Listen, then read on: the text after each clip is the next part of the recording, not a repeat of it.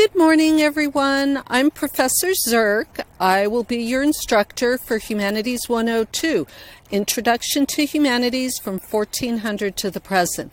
I'm really excited to be teaching this class. I think we're going to have a lot of fun, but it's going to be a fast ride, and there's a lot of work to be done. We're covering from 1400 to the present.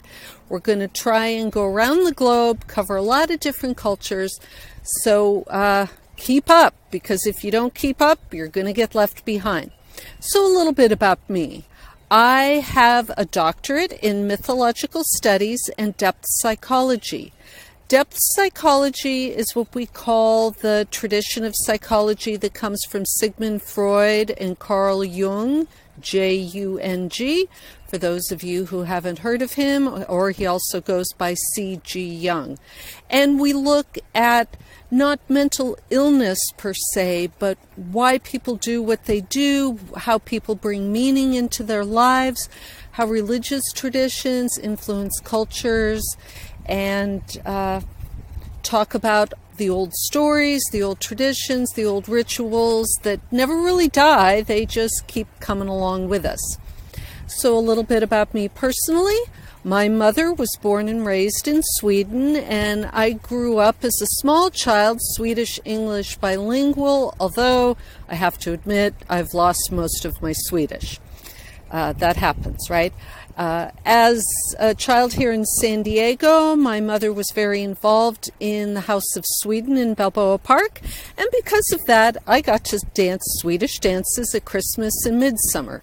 From the Scandinavian traditions, midsummer is what we would call the summer solstice, and it is a time when the day is as long as it's going to get, and there's as much sun as it's going to get.